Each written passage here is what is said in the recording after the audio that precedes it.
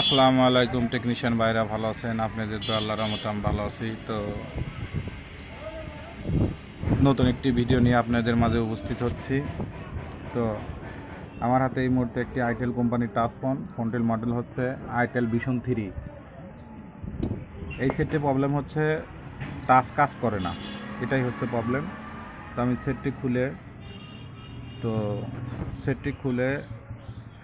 খুলে ফেলছি। খুলে ফেলার পরে তো আমি দেখতেছি যে ডিসপ্লের গোড়ায় অনেক পরিমাণ ময়লা জমে গেছে, কার্বন সিস্টেম ময়লা হয়ে গেছে। তো এখন আমি এটাকে থিনারের মাধ্যমে এবং ব্রাশের মাধ্যমে পরিষ্কার করে আমি এখানে ঠিক করে লাগাবো। আশা করি আমাদের টাচটি কাজ করবে। তো আমি আমার এই ব্রাশের সাথে থিনার বরানা আছে, তো আমি এই যে পরিষ্কার করতেছি। তো আশা করি পরিষ্কার করলেই আমাদের টাচটা কাজ করবে। তো আমাদের এখানে কোনো একটা লাইনও মিসিং নাই, বেজের কোনো একটা লাইন মিসিং নাই, একদম ক্লিয়ার আছে।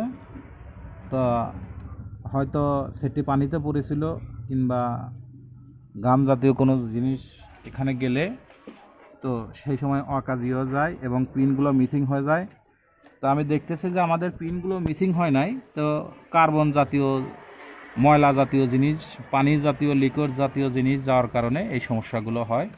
তো আমি পরিষ্কার করে নিচে আপনি মাদারবোর্ডের বেসটি পরিষ্কার করে দেবেন এবং ডিসপ্লের বেসটি পরিষ্কার করে দেবেন, থিনার দিয়ে পরিষ্কার করে দিয়ে দেখবেন যে আশা করি আপনাদের টাচগুলো কাজ করবে এবং কাজ হবে।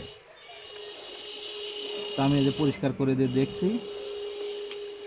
তো আমি এখন পরিষ্কার করা আমার কমপ্লিট হয়ে গেল। তো এখন আমি চেক করে দেখব যে আমাদের আসলেই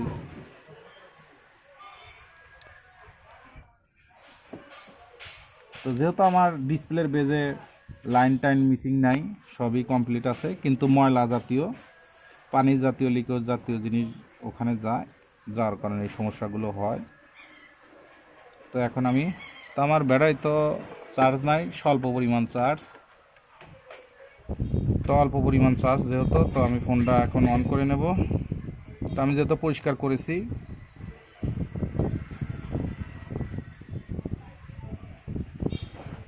তো অবশ্যই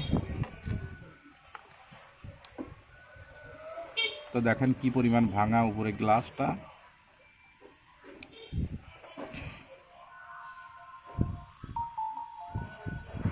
তো আপনারা টেকনিশিয়ান বাইরে প্রথমত একটু পরিষ্কার করে দেখবেন, থিনার দিয়ে পরিষ্কার করে দেখবেন যে আপনাদের টাচটা কাজ করে কিনা। তো অনেক টেকনিশিয়ান বাইরের কাছে নিয়ে আসে, হুড়ুত করে খুলে ডিসপ্লে চেঞ্জ করে দেয়, টাচ ডিসপ্লে চেঞ্জ করে দেয়। চেঞ্জ করার আগে আপনারা একটু ট্রাই করে দেখেন যে ঠিক হয় কি না, হালকা পরিষ্কার করে। তো আলহামদুলিল্লাহ দেখেন এই যে আমাদের কাজটি হয়ে গেছে। তো দেখেন এই যে আমাদের লকটা দেখেন।